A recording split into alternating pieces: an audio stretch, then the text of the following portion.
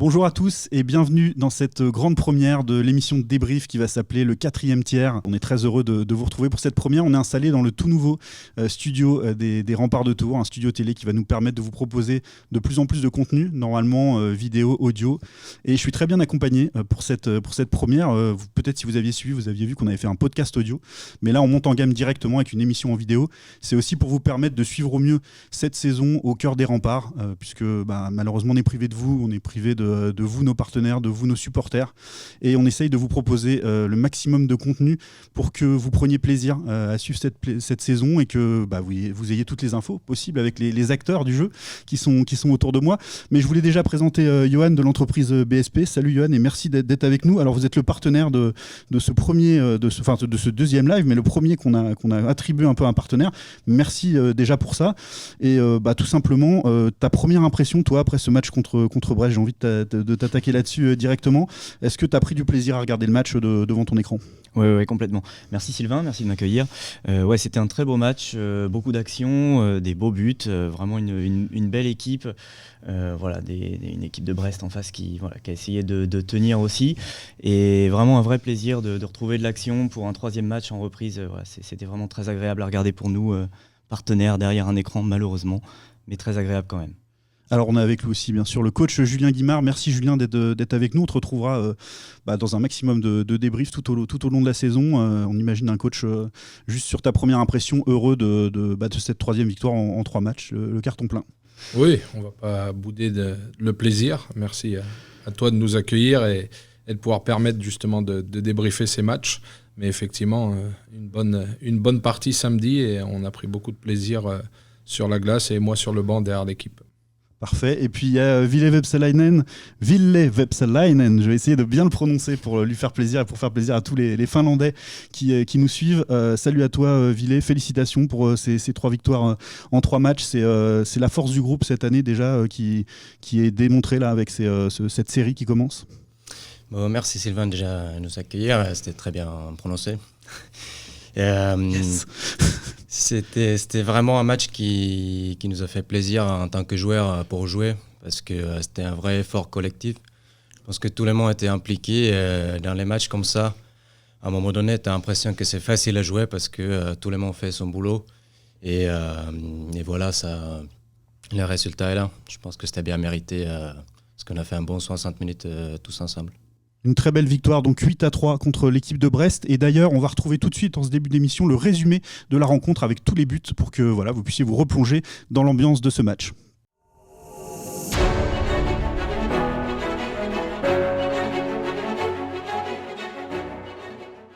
Et c'est parti directement. Quel enchaînement entre cette interview de nos partenaires et le match qui est lancé. Sur votre écran en bleu marine et bleu ciel, les Remparts de Tours avec leurs couleurs à domicile et les Albatros de Brest en blanc et noir. Oui, on a le cité rebond. Ouais, très beau but, magnifique très but. Beau but. Oh là, très beau but avec un shoot du défenseur. Shoot du défenseur dévié devant la cage par l'attaquant tourangeau qui récupère son propre rebond. Le numéro 88, Phil Buschbacher. La 4e ligne avec 4e ligne sur la glace. Attention. Oh, ils sont pris la 4e ligne par la vitesse et par Tremblay, Mathieu Tremblay. L'ex-Tourangeau. 3 joueurs de Bordeaux, 3 jeunes de Bordeaux U20 qui viennent s'entraîner avec Tours. Un seul joueur a été gardé. Attention, magnifique but. C'est le même but. Oh, il est très beau, très belle passe de derrière la cage. Et quelques errements en défense du côté de Tours. Il va falloir remédier. Et là, voilà, pareil, c'est le même but. C'est le même but aussi côté de Tours, une déviation devant la cage. Voilà, prend un shoot de la bleue. 2-2. Les noms, ça démarre sur les chapeaux de roue pour les gardiens. Voilà, belle passe de Garrido pour Makela dévié. Attention, but, oui. Bien joué. Waouh, Clément Garrido pour son défenseur Makela. Joli shoot du poignet. Et c'est Bourgo qui dévie ce palais qui passe sous l'équipement du gardien. Très beau but d'équipe. Koski, attention, reprise de volée. Beveridge, magnifique but. Le gardien était masqué devant son but et Beveridge a pu envoyer au premier poteau. Ouais. Mais le gardien était en retard parce qu'il était masqué devant sa zone et il n'a pas anticipé cette passe de Vepsalainen pour Beveridge. Et alors là, attention, ça va être intéressant. Il y a attention, Cronier. 3 contre 1 joué. 3 contre 1, Cronier qui il patiente, il le glisse. Ouais, magnifique. J'ai cru qu'il allait tirer, mais non, belle passe pour Cronier. Koski. Il a patienté, il a attendu qu'arrive son Finlandais magique Koski pour un superbe but. Regardez comme ils sont heureux de ce but. Et un entraîneur-joueur qui doit être au four et au moulin pour gérer ses changements de ligne face à une escouade de Tours. Magnifique. Magnifique but, tour de cage. Vince Tartari. Numéro 17, Vince Tartari, licence bleu, deuxième but pour Tours. Il est passé derrière la cage, alors il est passé par un trou de souris. Sur ça ressort. Okai, rebond. Beau but, joli but des Albatros. Ils ont descendu, ils ont resserré les taux sur les trois tourangeaux. Ils ont réussi à finir par battre Jiri Blazek pour réduire le score à 6-3. Beveridge, Canadien qui envoie au fond pour Koski. Le solide Finlandais pour Mété là-bas qui travaille. Seul face contre deux. Koski qui vient le soutenir. Mété qui tente une passe levée devant la cage.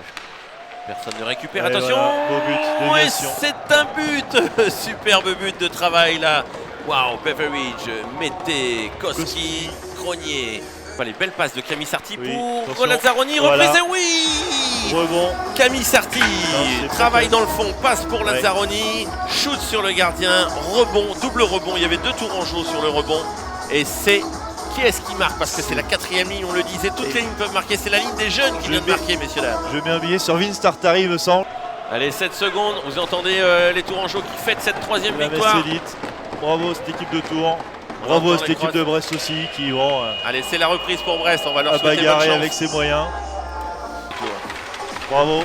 Allez, si on veut aller sur l'équipe au complet, voilà Jiri Blazek sans son masque, vous pouvez découvrir le visage du gardien de Tours et toute l'équipe de Tours. Merci encore à vous, merci à la fédération de nous permettre d'être là avec vous ce soir et vous chez vous de voir du hockey sur glace. Merci à l'équipe dirigeante de Tours, Stéphane Raisin et tous les dirigeants de Tours pour cette représentation, cette diffusion sur YouTube. Merci à toi Grégoire. Merci François. Et merci à vous d'avoir été avec nous en espérant que vous avez eu le même plaisir que nous. Merci, bonne soirée à tous. À bientôt. À bientôt. Au revoir.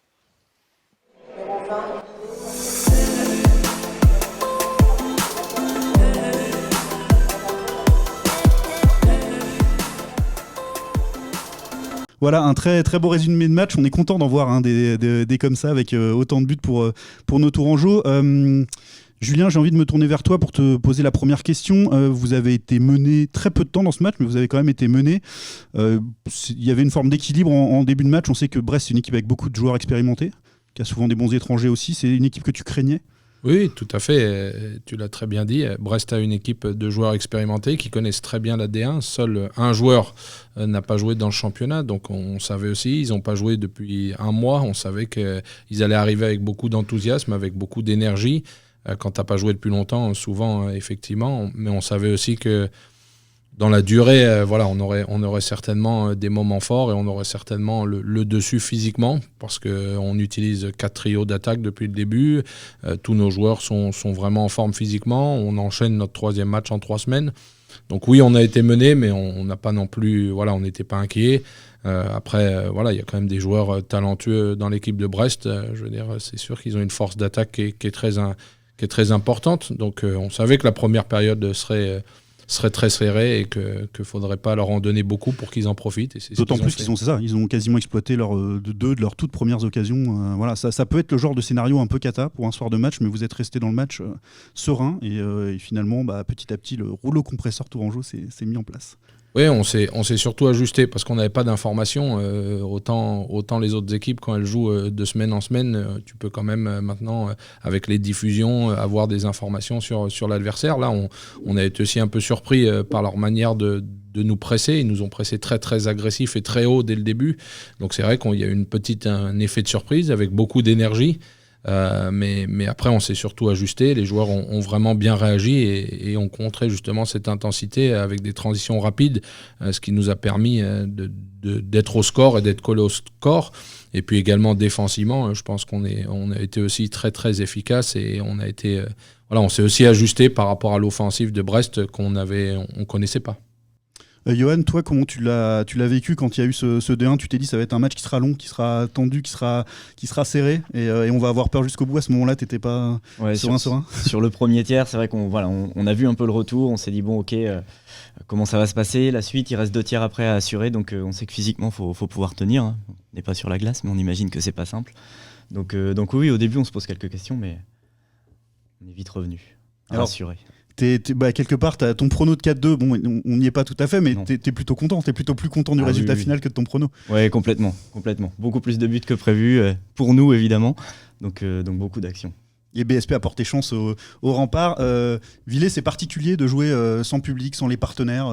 Dans cette ambiance-là, il faut rester très focus, très concentré uniquement sur la glace. Quelque part, il n'y a pas non plus d'éléments entre guillemets perturbateurs autour de ça, mais ça manque quand même beaucoup. Quand on est sur la glace, on a envie de vivre ces émotions-là de quand on marque un but et que la patinoire explose. Oui, c'est sûr que ça fait un grand effet, surtout à Tours. Moi, j'ai connu la patinoire pleine à l'époque et c'est pas la même chose jouer sans public. Après, quand tu es sur la glace, pour moi personnellement, tu es vraiment dans le jeu. Dans ta bulle ? Voilà, tu es un peu dans la bulle, tu es concentré sur le jeu, mais c'est vrai, sur le banc ou quand on marque un but, là, ça manque vraiment le support du public et tout ça. C'est pas la même chose. C'est triste, mais bon, voilà. On essaye de concentrer sur ce qu'on peut contrôler, nous, c'est notre jeu. Hein. Alors c'est notre premier débrief, il y a eu 3 matchs de passé, donc 3 belles victoires pour les Remparts. C'est une poule qui est difficile, mais en même temps, ce sont probablement les matchs qu'on préfère jouer contre les équipes de haut de tableau, les équipes ambitieuses. Tu sens que ce groupe-là, il a envie de jouer ces matchs-là, et c'est là où il se révèle le plus. C'est dur à dire. Toutes les équipes, dans quelle forme ils sont, comment ils sont pu s'entraîner, etc. Mais c'est clair que les adversaires, sur le papier, c'est des équipes très fortes. Et je pense que la compétition, ça nous a beaucoup manqué. Du coup, on est heureux de jouer les matchs de grande qualité. Et voilà, on sait qu'il n'y aura pas une soirée, il n'y aura pas un match facile. Et il faut être prêt à chaque samedi quand on monte sur la glace. Ouais, Julien, il n'y a que 12 matchs. Vous en avez disputé 3. C'est fou, mais c'est déjà un quart de cette saison raccourcie au possible. C'était important de pas louper le démarrage pour essayer d'être dans la course pour finir dans les premières places de cette poule. C'était surtout effectivement pouvoir récompenser les joueurs pendant les 3 mois dans lesquels on a vécu sans visibilité, sans vraiment savoir. Ça a été des moments particuliers, c'est inédit et c'est pas toujours simple pour eux durant les 3 mois de s'entraîner sans savoir à la fin de la semaine quand on va reprendre le championnat. Donc effectivement, je pense que c'était important pour le groupe. C'est la juste reconnaissance de leur implication durant les 3 mois.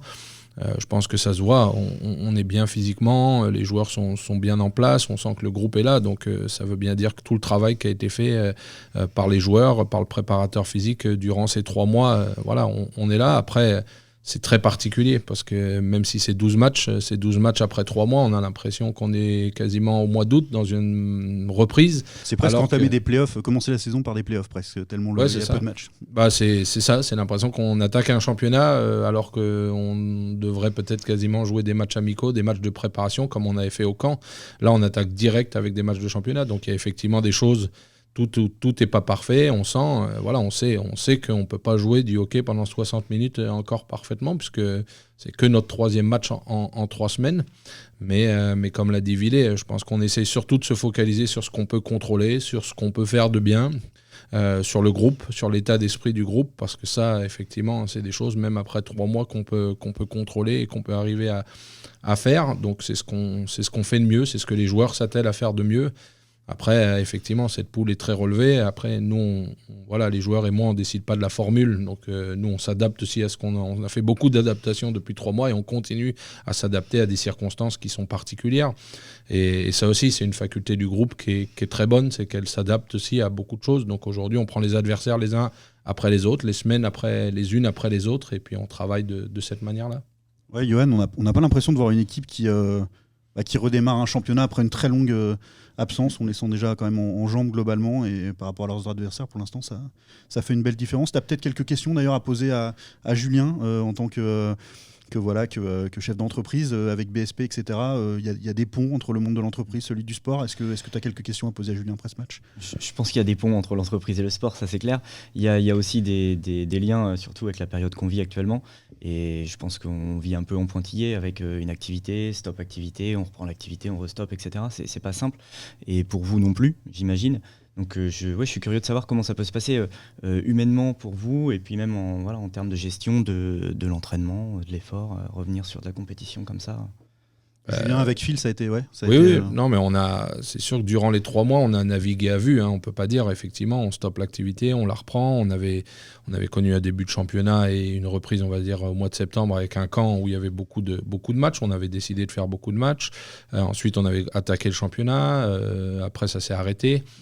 Pendant les 3 mois, c'est vrai que d'habitude, tout est bien. Moi, en plus, je suis un entraîneur qui aime bien planifier les choses, bien organiser, comme beaucoup de chefs d'entreprise, dans beaucoup de métiers. C'est sûr que là, ça a été un peu différent. Il a fallu ajuster la planification, s'ajuster en permanence.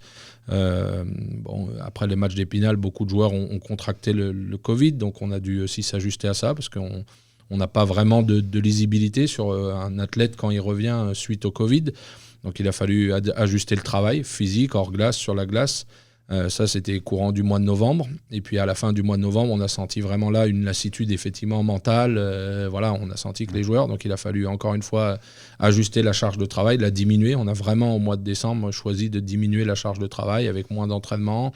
On a essayé de favoriser aussi les jeux dans l'équipe, des choses un peu plus ludiques pour permettre, les joueurs aussi ont fait eux-mêmes par exemple un entraînement, c'est eux qui ont constitué l'entraînement pour que aussi qu'ils se rendent compte. On a essayé de varier les choses sur le plan hors glace, sur le plan sur la glace, sur le plan physique, mental, et puis ensuite on a fait une grosse coupure dans le temps des fêtes.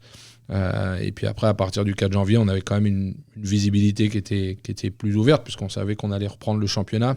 Donc là, on est passé dans une phase, effectivement, on va dire un peu plus classique, où là, on a décidé de remettre la machine en marche, et on savait, on comptait les jours les uns après les autres pour ce premier match à domicile contre Cholet. Et puis maintenant, on enchaîne les semaines. On va dire que c'est un rythme un peu plus régulier, donc un peu plus simple à gérer humainement pour les athlètes, parce qu'il y a à chaque fin de semaine, pour l'instant, des matchs qui se déroulent. Donc c'est un peu de la manière dont on gère les choses, mais il a fallu beaucoup d'adaptation et beaucoup de réadaptation, d'ajustement. Et en plus, c'est un groupe, donc chacun n'a pas réagi non plus de la même manière à chaque situation durant ces 3 mois. Donc on a fait de l'ajustement individuel, l'ajustement collectif. On a eu beaucoup d'échanges avec les joueurs, avec le préparateur physique, avec le staff médical qui fait un boulot énorme dans cette période de sanitaire. Enfin, l'ensemble des gens qui œuvrent autour des joueurs pour garder le groupe et garder justement cette ossature. Et voilà. Mais les joueurs, on a aussi avant tout la chance d'avoir des joueurs qui sont très professionnels. Et on avait choisi de constituer l'équipe comme ça, avec des joueurs très pros. Et ils l'ont démontré durant les 3 mois, malgré toutes les difficultés, les embûches et tout ce qu'il peut y avoir. Et puis, je pense qu'ils le montrent depuis 3 semaines avec cette reprise qui est un peu particulière. Non, c'était beaucoup d'ajustements, mais aussi beaucoup d'échanges. Et je pense que ça a été très, très bénéfique pour tout le monde. Alors justement, dans le groupe, il y a Villet, toi notamment, tu as une responsabilité de capitaine. Alors il y a un fonctionnement un peu particulier avec un capitaine qui n'est pas le même à domicile à l'extérieur. On peut dire que ça reste une lettre, c'est quand même une forme Le capitaine est le même, c'est les assistants. Les assistants changent, le capitaine est le même à domicile ou à l'extérieur, mais les assistants changent, c'est ça exactement. Il y en a donc 4 en tout, ça fait 5 joueurs avec des responsabilités. Oui. Mais c'est un groupe de leaders, comme tu le disais. Villet, ça s'est traduit comment pendant cette période, le fait d'être un des leaders de cette équipe? Comment est-ce que dans le groupe, tu as essayé de créer du lien peut-être entre les joueurs, de garder une ambiance aussi, parce que c'est compliqué sans avoir l'euphorie des matchs, de garder une bonne ambiance au sein du groupe et puis une force de travail. C'est tout à fait ça, un peu notre rôle en tant que leader. On essaie de faire le lien entre l'entraîneur, l'équipe et le club. Et voilà, un peu, c'est à nous un peu à montrer ce qu'on ressent vraiment au sein de l'équipe au quotidien, et s'il y a des soucis, etc., on essaye de faire passer les messages et faire la discussion. Et je pense que ça s'est très très bien passé jusque-là avec les 5 leaders, parce que c'est très compliqué, comme Julien a expliqué là. Des fin octobre jusqu'à là, on s'adapte tout le temps. Mais on a eu la chance de pouvoir échanger autant entre le staff, les entraîneurs médicaux, leaders, équipe, tout ça. Je pense que c'est ça qui nous a permis de vraiment surmonter tous les obstacles, ces temps difficiles en tant que groupe. Et je pense que ça nous a vraiment fait remonter le caractère, et on est encore plus soudés qu'avant en tant que l'équipe. Et voilà. Du coup, après, je trouve que dans l'équipe, même si on a les 5 leaders, on en a beaucoup plus que ça. On a vraiment une équipe de leaders. Ça veut dire que c'est pas que ces 5 leaders de montrer exemple. Ça peut être n'importe qui et n'importe quel jour. Ceux-là, les 5, je me permets, mais les 5 ont été désignés. Ce ne sont pas des... Voilà, on a eu un échange et ils ont été désignés par moi pour faire effectivement le lien. Mais on a effectivement la chance d'avoir un groupe où il y a beaucoup plus de leaders. On aurait pu donner un peu plus de lettres à tout le monde. Ce que je souhaitais, c'était surtout répartir les rôles afin d'éviter, dans une période sanitaire et dans une saison, on va dire, pas normale, que la charge soit trop lourde sur les épaules d'un ou 2 joueurs seulement. Exactement. Ouais, exactement. Et puis aussi que ça leur permettait aussi d'avoir différents points de vue de par leur nationalité, de par leurs différentes expériences. Il y a des joueurs qui étaient déjà là. Il y a des joueurs qui revenaient, qui ont déjà été là. Ce sont des joueurs qui ont chacun un passé, qui ont chacun une expérience. Donc l'idée, c'était vraiment de faire un groupe qui permettait justement un peu de réunir tout ça. Mais dans l'équipe, il y a évidemment d'autres leaders, on va dire déjà naturels, ou d'autres leaders de joueurs. Je pense que c'est avant tout le groupe. Et dans cet esprit des 5 joueurs, ce qu'on voulait, c'est un groupe. Et on parle toujours de mot groupe.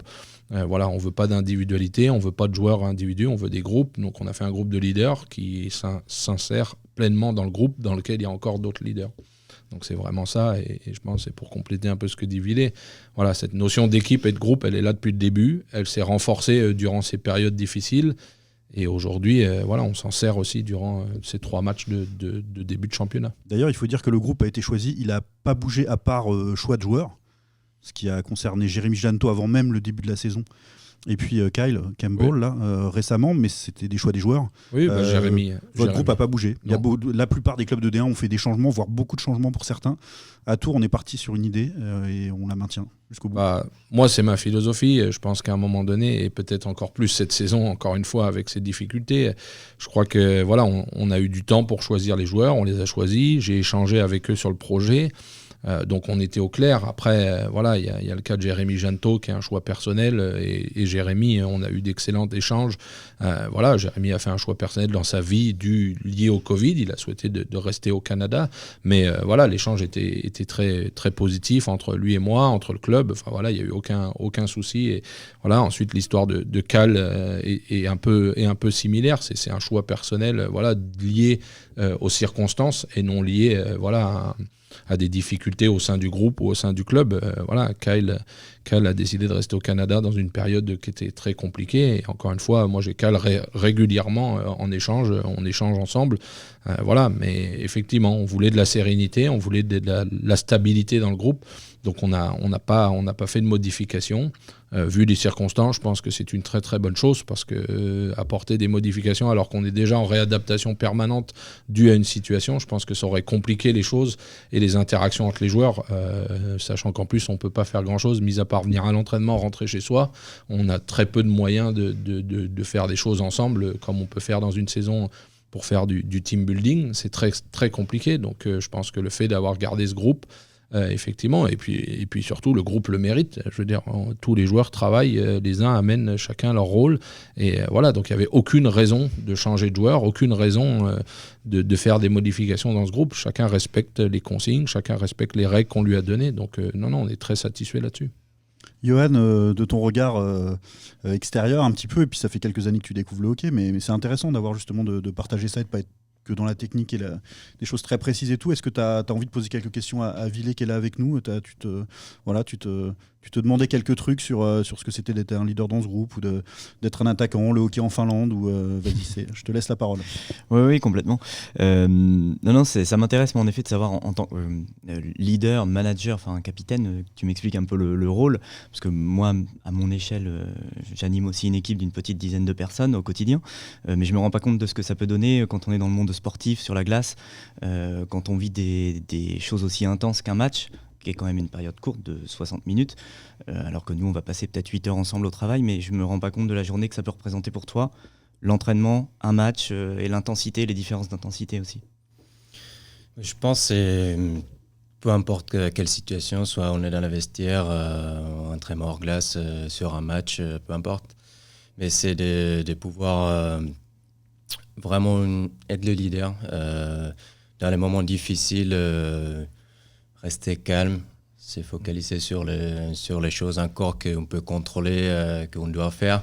C'est un peu les montrer le chemin, surtout aux plus jeunes qui sont peut-être un peu plus à apprendre encore à gérer pendant un match ou un entraînement quand ça se passe mal. Avant les mots, c'est l'attitude qui compte le plus quand on est un leader, c'est de montrer l'exemple, d'être celui qui patine le plus, qui travaille le plus, en dehors aussi des matchs, c'est ça qui est important ? Oui, c'est très important, je trouve. C'est à montrer le chemin, c'est les actions sur la glace, mais aussi dehors. Et ça vient avec l'expérience. C'est sûr que à l'époque, quand j'étais à Tours, j'aurais pas été prêt à être capitaine. Hein. C'était à moi à regarder un peu. C'était à moi à regarder les plus anciens, les capitaines, qui montraient comment il faut faire en fait. Et c'est là qu'il faut apprendre. C'est là qu'il faut apprendre. Et puis, c'est comme ça qu'on peut évoluer en tant que joueur et aussi personne en vie privée. Julien, tu l'as vu évoluer sous tes couleurs au Mont-Blanc. Villet aussi, peut-être prendre de l'assurance et une forme de leadership. C'était naturel pour toi de lui confier une lettre ici en arrivant à Tours. Tu l'as vu vraiment se développer comme un joueur moteur pour un effectif. Oui. Bah, c'est sûr que moi, ça fait effectivement quelques années qu'on travaille ensemble. Donc au Mont-Blanc, il était capitaine la saison passée au Mont-Blanc. Il revenait dans un club qu'il connaissait déjà. Il a effectivement, comme il dit, pris pas mal d'expérience maintenant. Il connaît bien la France, il connaît bien le championnat, les arbitres, les clubs, il connaît le fonctionnement. Donc je veux dire, ça me paraissait effectivement naturel. Voilà, j'ai pas non plus forcé. Il y a eu des échanges avec les joueurs pour leur demander. Je veux dire, si Villet m'avait dit non, je ne souhaite pas pour ces raisons qui le regardent. Voilà, les 5 joueurs, on a eu des échanges. Je leur ai proposé aussi le projet justement de ce groupe de leaders. Et ils ont tous adhéré, voilà, comme il dit, effectivement. D'ailleurs, je te coupe juste 2 secondes pour dire que le français de Villet est remarquable. Moi, je fais aucun effort là, vraiment. Désolé pour toi si par moment ça va très vite. Je parle vite en plus, je sais. Mais ça, c'est vraiment quelque chose à souligner en matière d'intégration. Bien parler la langue, et c'est essentiel. Hein. C'est vraiment quelque chose qui pour toi, j'imagine, était un passeport pour continuer en France et puis poursuivre ta vie personnelle et professionnelle ici. Oui, c'est sûr que ça facilite la vie ici.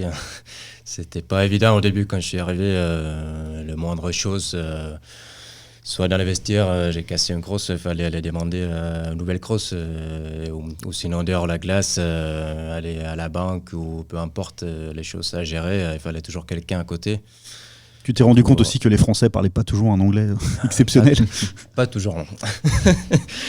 Mais c'est sûr que pour moi, quand je suis arrivé, c'était un objectif. Je voulais apprendre à parler français parce qu'il n'y a pas de meilleur moyen d'apprendre que dans un pays où on parle une langue que tu ne connais pas. Je pense que c'est la chance de pouvoir l'entendre et parler tous les jours et l'apprendre gratuitement, quoi. Ouais, c'est une manière de comprendre la culture aussi, et du coup je t'ai coupé, excuse-moi Julien, je vais te laisser poursuivre, désolé pour ça.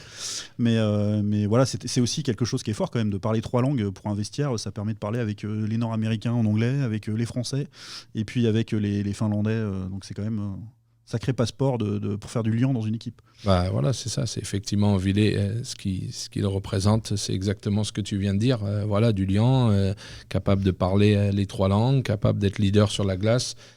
Donc effectivement, c'est toutes ces composantes qui en fait de lui un leader et qui lui permet d'avoir une lettre sur le maillot. Mais c'est une force dans un groupe d'avoir des joueurs justement du calibre de Villers, mais on en a plein qui ont différentes expériences, effectivement, qui parlent différentes langues. Et je pense que c'est la somme de tout ça qui est super dans ce vestiaire. C'est qu'il y a beaucoup d'expérience, mais à la fois aussi il y a de la jeunesse, puis il y a des cultures différentes. Je pense que le mix et l'alchimie entre tout ça est bonne. Et c'est très agréable, même pour eux. Je pense que voilà, même les joueurs effectivement finlandais, via Villers, ça va plus vite. On prend un joueur comme Etukowski, c'est sa première saison en France. C'est sûr que, comme a dit Villers, quand lui est arrivé, il y avait plein de choses qui étaient compliquées. La culture, les règles de vie, etc. sont un peu particulières, ne sont pas les mêmes. Donc je pense que il y a les 3 cas d'ailleurs dans l'effectif. Il y a Villers qui a une vraie expérience du championnat de France. Il y a Alexis Makela qui a fait 1 an. Et donc il y a Itou qui découvre complètement le championnat de France. C'est ça. Donc voilà, donc lui, c'est sûr que quand on ne parle pas la langue, voilà, ça permet toujours d'avoir quelqu'un. Il connaît aussi beaucoup de joueurs, donc il y a aussi des joueurs, je veux dire, Kevin Tasseri, il le connaissait déjà avant, Arnaud Lazzaroni aussi, donc ils ont joué ensemble. Il y a des tas de choses comme ça qui font qu'à un moment donné, on arrive aussi à faire des groupes et effectivement avoir des liens dans l'équipe qui sont forts, qui sont importants, qui permettent à un moment donné, quand il y en a un qui va moins bien, quand il se passe quelque chose, comme en ce moment, beaucoup de choses qui viennent un peu on va dire sortir de notre routine, sortir de notre confort, mais il y a toujours quelqu'un qui fait part de son expérience, qui fait part de sa vision, et puis il y a des échanges, puis après on décide d'aller tous ensemble vers une direction, et on suit cette direction. C'est ça la force du groupe. Ouais, d'autant plus que Villers connaissait déjà Tours. Et ça, c'est une chance aussi supplémentaire pour t'avoir fait revenir. Et c'est une chance pour moi aussi. Ouais. Parce que moi, je connaissais pas Tours. Oui, c'était quelque part. Il a fait le lien avec toi, entre la Tour et toi aussi. C'est ça. Il a pu te prévenir un peu que de l'ambiance qu'il y avait ici. Alors, je dis ça parce que j'ai une petite anecdote. Il y a 15 jours, le premier match de championnat de retour, Villers a été le matin coincé dans son appartement. Donc j'ai dû traverser la ville pour aller chercher ses clés, moi qui connais pas Tours. Bref, voilà, petite anecdote comme ça que voilà. Il l'a fait exprès pour te faire découvrir la belle ville de Tours, donc merci pour ça. Ouais, bon, on était tous les deux un peu stressés le matin pour être sur la glace. Voilà, on avait un petit coup de stress, surtout lui, il était enfermé dans son appartement, donc voilà. Mais donc j'ai traversé la ville. Voilà, donc je sais pas s'il voulait me faire découvrir la ville. Est-ce que tu as dû défoncer la porte en arrivant ? Non, j'ai récupéré les clés à l'autre bout de la ville et j'ai retraversé la ville pour lui amener ses clés. Et puis on a été à l'heure à l'entraînement. Puis en plus, on a gagné le match le soir. Donc finalement. Comme quoi, des fois la petite histoire. Fait voilà, exactement. Le stress était à ce moment-là, mais après, libéré et prêt à faire un très beau match. Johan, tu avais quelques questions pour Villers encore ? Est-ce qu'il y a des choses que tu te demandais peut-être un truc assez intéressant, c'est ce que peuvent se dire les joueurs sur la glace. Parfois, c'est une des rares choses qu'on voit pas du tout, y compris même dans une diffusion sur YouTube ou Fansite. On n'entend pas exactement. Ça fait partie des questions que tu te poses. Oui, alors forcément, on se demande. Des fois, on lit un peu sur les lèvres ou sur les expressions. On voit que ça peut être plus ou moins agréable entre vous. C'est un sport de contact. Surtout entre concurrents, voilà. Non, mais on se pose toujours la question de ce que vous dites dans l'action, que ce soit avec vos concurrents, l'équipe qui est en face sur la glace, ou entre vous dans l'équipe. Est-ce qu'il y a des stratégies qui se mettent en place au fur et à mesure, un peu dans l'action, sur les directives de Julien ? Est-ce qu'il y a des choses que vous dites qui peuvent changer le cours du match ou pas ? Effectivement, il y a beaucoup de communication sur la glace. Je pense que concernant de ce qu'on dit à l'adversaire, tout ça, je ne vais pas dire ici. C'est pas toujours des ça fait partie du jeu. C'est une forme de match mental aussi qui existe, qui vise à essayer de déstabiliser l'adversaire, de le faire sortir de son match, parce que ça fait partie complètement du jeu. J'entendais encore il n'y a pas longtemps un podcast sur la NHL avec Maxime Talbot, et lui c'était son jeu notamment, et lui il était surpris, il se disait je suis encore étonné qu'il y ait des joueurs même au niveau NHL qui arrivent à sortir de leur match, et il parlait de Joe Thornton notamment, qui était aux Sharks avant, qui arrivent ils sortent de leur match parce que psychologiquement ils sont atteints par quelque chose alors qu'ils pourraient rester dans leur bulle. Toi, c'est quelque chose duquel tu peux jouer avec certains adversaires ou certaines équipes où tu essayes de mettre un peu le match sur un autre niveau et puis de les faire perdre leur repère un petit peu. Pas qu'il dévoile tous ses secrets quand même. Non. Faut qu'il en garde après.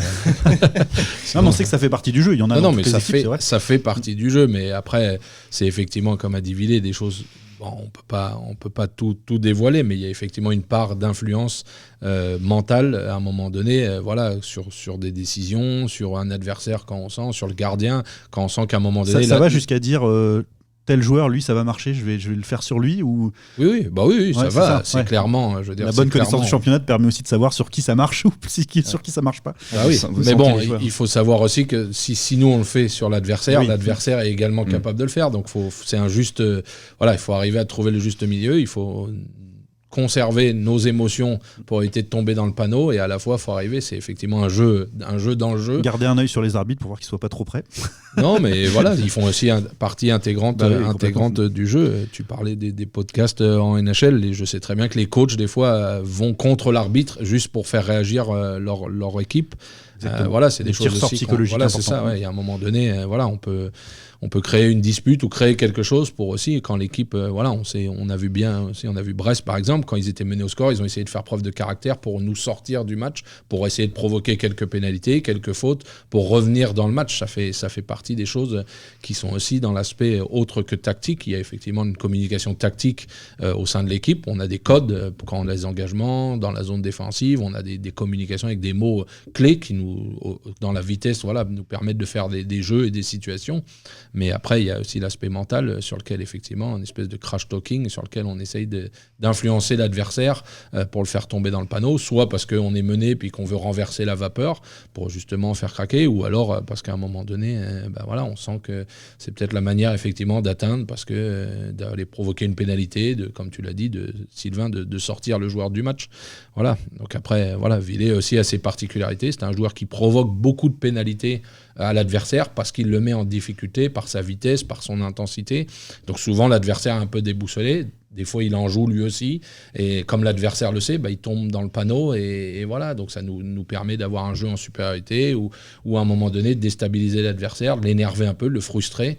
Et puis, ce qui nous permet de ce qu'on dit, on prend le momentum dans ces moments-là. On a le pas sur l'adversaire, sur l'aspect mental. Ça se fait dans beaucoup de sports.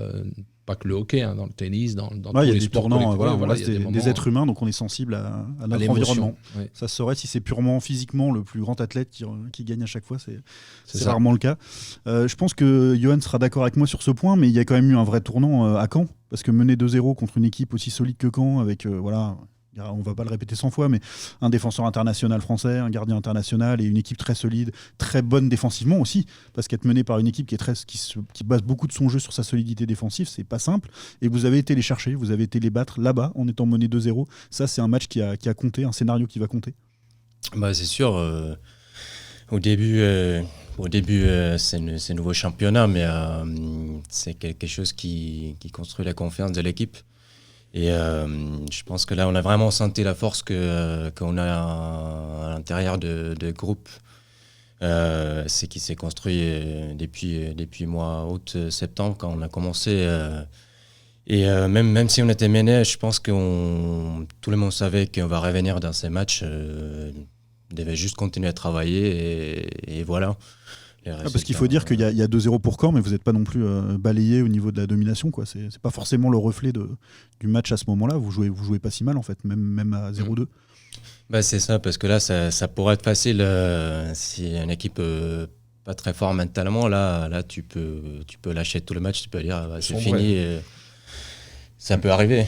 Ça peut arriver même aux équipes fortes. Ça peut arriver, les matchs où tu n'arrives pas à remonter, mais voilà, on a fait la preuve de caractère là-bas. Et puis, je pense que là, contre Brest,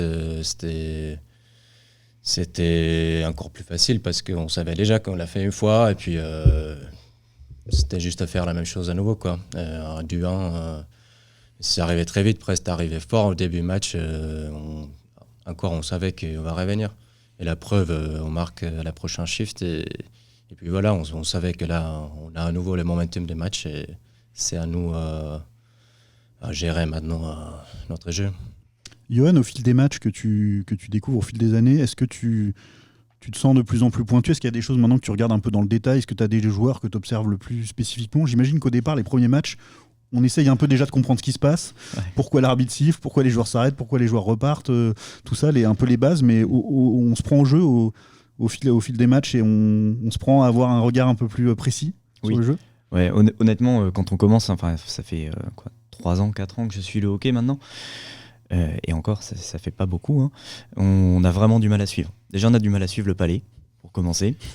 On a du mal à suivre les joueurs, les actions et à comprendre ce qui se passe quand il y a une faute. Et on découvre que c'est un sport où il y a énormément de fautes, énormément de pauses dans le jeu, d'interruptions. Et même là, au bout de 3 ans, 4 ans, j'ai toujours du mal des fois à comprendre qui a fait quelle faute, qui va aller en prison, pourquoi, pour quelle raison. Donc bon, ça permet de discuter entre nous, entre partenaires, pour échanger puis bien suivre le match. Mais c'est vrai que c'est un sport qui n'est pas simple à suivre, mais c'est ce qui fait que c'est intéressant. Entre l'action, le dynamisme et puis cette technique où on n'apprend pas en un an en observant quelques matchs, c'est ce qui fait aussi que c'est un sport très intéressant. Et puis l'un dans l'autre, dans la situation qu'on traverse actuellement, on n'a pas le choix, on ne peut pas vous avoir malheureusement au match. Vous les suivez en direct, que ce soit sur Fansite ou sur YouTube maintenant, ce qu'on propose. Et là, du coup, il y a les commentateurs qui expliquent et qui font de la pédagogie. Oui. Et ça, du coup, ça doit aider à éclairer le jeu. Et du coup, quand vous reviendrez à la patinoire, le plus vite possible, on espère, vous aurez peut-être des clés en plus, non ? Ça aide complètement. Et il faudrait avoir ça d'ailleurs, une petite oreillette à la patinoire qui nous met les commentaires de chaque action à chaque fois. Ce serait top. L'idée est lancée. Pourquoi pas, mais bon, vous êtes aussi là pour partager avec les prospects que vous pouvez amener, vos amis, les autres partenaires aussi, et puis profiter du son, de l'ambiance de cette patinoire qui est quand même particulière. Julien, il faut se projeter un peu maintenant vers le déplacement à Dunkerque et la réception de Nantes. Encore 2 gros matchs. Ça va être Corsé contre les Corsaires, puis les Corsaires, les 2 Corsaires de la poule. 2 équipes aussi qu'on attendait parmi les grands favoris de la saison. Au départ, comment tu abordes ce déplacement dans le nouveau Rafou, leur patinoire toute neuve, avec une équipe ambitieuse qui a recruté encore jusqu'à tardivement des très bons joueurs. Oui, c'est effectivement les 2 prochains adversaires sont certainement les favoris de la poule, si ce n'est au départ de l'année les favoris du championnat. Je pense qu'effectivement Dunkerque a recruté il y a très peu de temps avec un joueur de Meudon, un Finlandais joueur de Meudon, un autre joueur effectivement qui connaît bien la France, Roope Nikila, qui sont 2 joueurs vraiment d'expérience et en plus des joueurs offensivement qui amènent beaucoup d'appui offensif. Donc non, on s'attend au déplacement le plus compliqué depuis ce début de championnat. En plus, c'est un des plus longs déplacements pour nous, donc pas facile à gérer. Non, ça va être quelque chose de très très difficile. On s'attend à souffrir, on s'attend à un gros duel parce que c'est également une équipe depuis le début du championnat qui joue avec 4 trios d'attaque, ce qui est aussi rare, ce qui utilise tout son effectif. Donc non, je pense que ça va être une grosse partie, très dure. Sur la route, c'est jamais facile. Je veux dire, les conditions sont pas simples.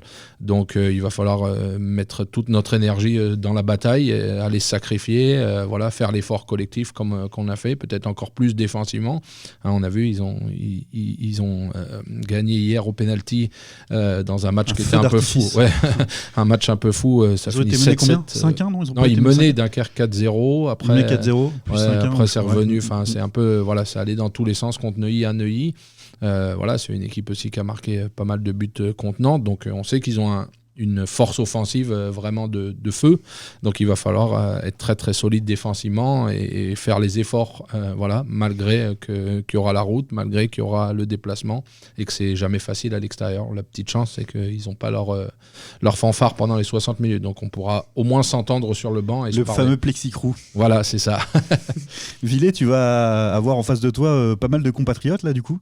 Il y a quelques Finlandais du côté de Dunkerque. Toi, tu t'attends à quel type de match? Une équipe qui est solide à peu près à tous les niveaux. Je pense pas qu'ils voudront reproduire le type de match de Neuilly. On n'aime jamais trop quand c'est un festival comme ça dans tous les sens, surtout les coachs. Ouais. Toi, tu t'attends à quelle sorte de confrontation? Ça va encore monter d'un niveau, tu penses, par rapport aux 3 premiers matchs?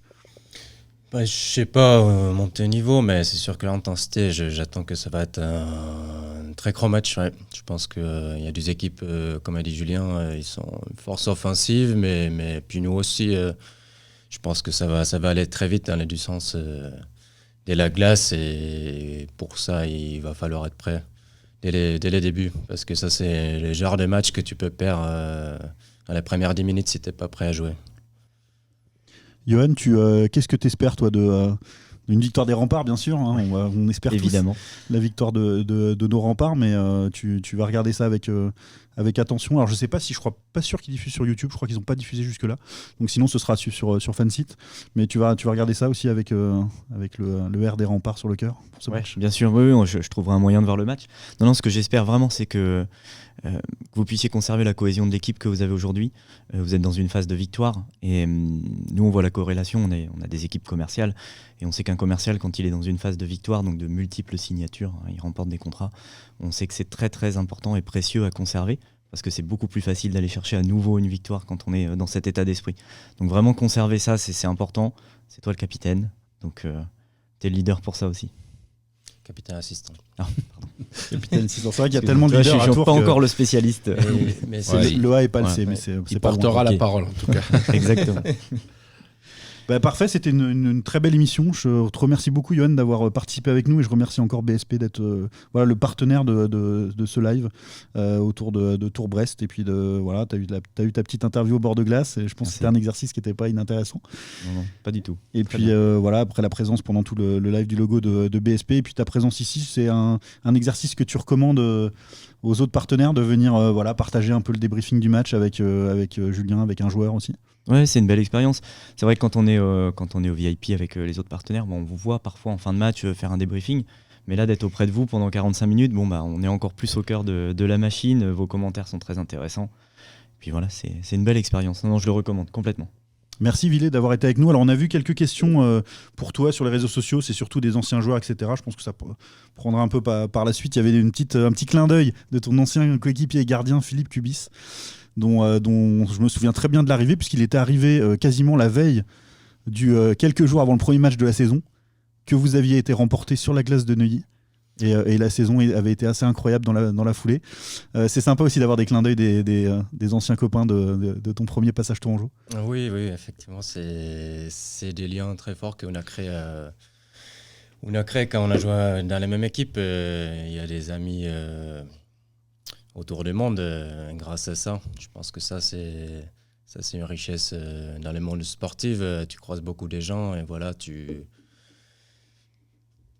on reste des amis longtemps après ça, quoi. Et ça fait longtemps. Ça fait remonter les souvenirs. Hein. Ça fait remonter les souvenirs. Le temps, ça passe vite, mais je le rappelle comme hier, quand Philippe il était arrivé juste avant le championnat. Ouais.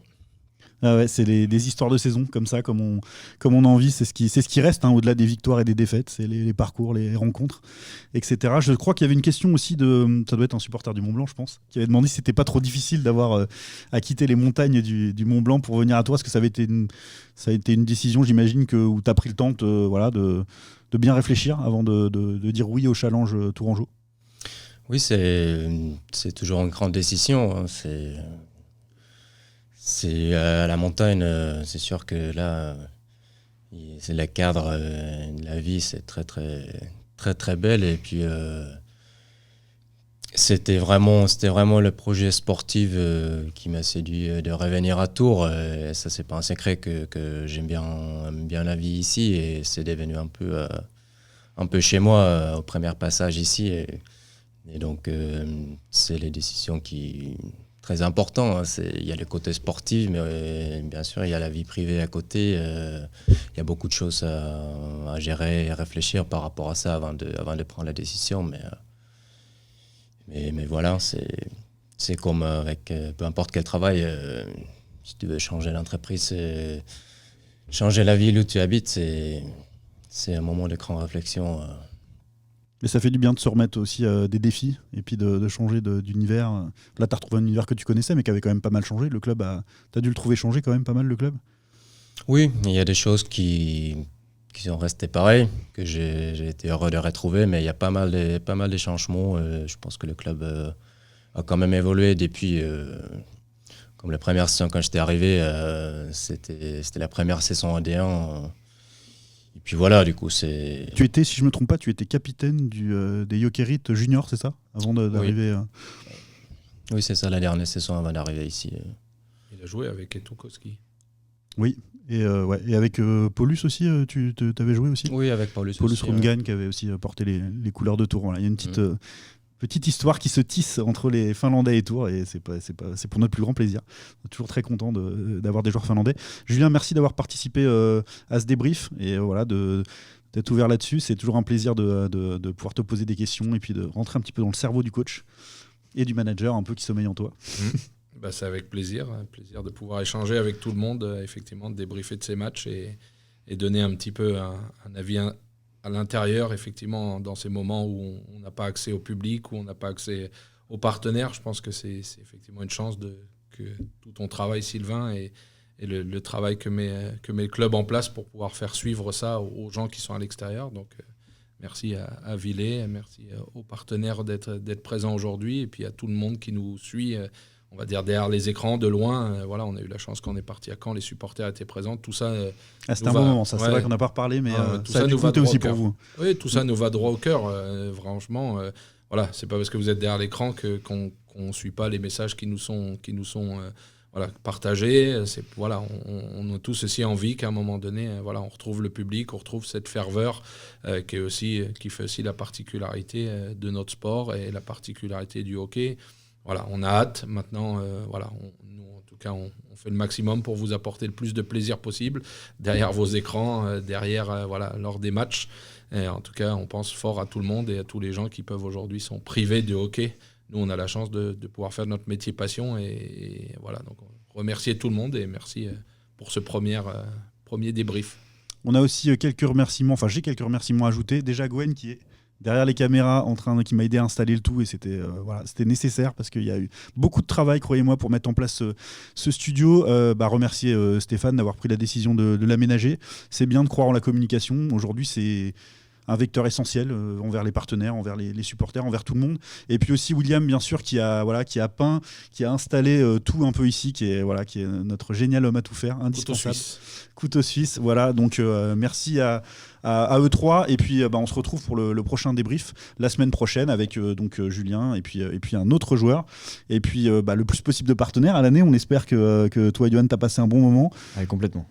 Et puis voilà, merci à BSP encore. Et puis on vous dit à très vite, à la prochaine. Et puis que la série continue, les gars. Prochain samedi, c'est victoire. Il faut. Impeccable. Merci à tous et puis à la prochaine. Au revoir. Merci.